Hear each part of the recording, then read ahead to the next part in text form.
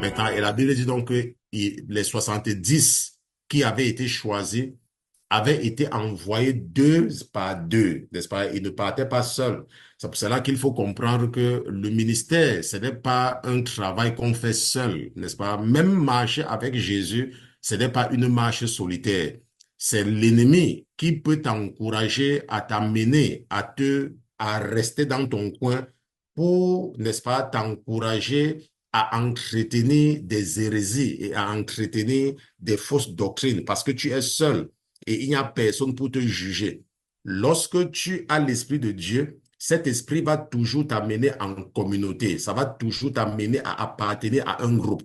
Parce que tu dois être évalué, OK? Parce que tu dois être éprouvé.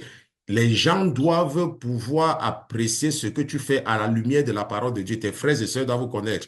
Mais si tu restes chez toi, en ce moment, il n'y a personne pour faire ce qu'on appelle check and balance, n'est-ce pas? Il n'y a personne pour voir ou alors pour évaluer, n'est-ce pas, tes connaissances. Et pendant, n'est-ce pas, ça fait plus d'une décennie que je suis au service du Seigneur, je me suis rendu compte que ceux qui n'aiment pas être avec les autres ont toujours un problème. Et parfois, n'est-ce pas, lorsque je vois ce problème, je fais tout pour encourager ces gens à sortir de leur trou pour venir être confrontés. Malheureusement, ces quelques expériences m'ont montré que ces gens-là restent parfois pendant quelques années, mais ils finissent toujours par retourner dans leur trou. Ça veut dire que l'ennemi réussit toujours à les isoler pour mieux développer des hérésies en eux. OK? Donc, c'est un truc. Parce que le travail, n'est-ce pas, la marche chrétienne, ce n'est pas une marche solitaire.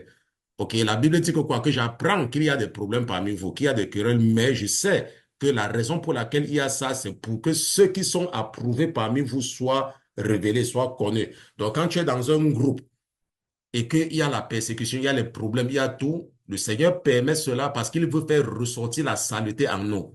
OK, parfois tu peux croire que tu es déjà arrivé ou alors parfois tu peux croire que tu es saint ou alors tu es sainte, mais il suffit qu'on te mette au milieu des gens pour que toi-même tu te rends compte que ton parfum sent mauvais, n'est-ce pas, par rapport au parfum des autres.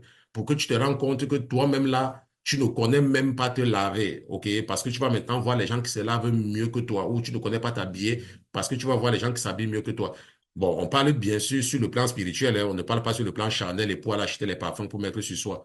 Donc, ce qu'on est en train de dire ici, c'est que quand tu es dans un groupe, le groupe te permet de te regarder dans un miroir. Pas un miroir que tu vas arrêter toi-même, mais ça sera le miroir que ta sœur va arrêter devant toi. Ça sera le miroir que ton frère va arrêter devant toi. Et c'est ça qui va donc t'aider à te corriger ou à t'auto-corriger ou à laisser le Saint-Esprit te corriger. OK? Donc, c'est ce que ça veut dire.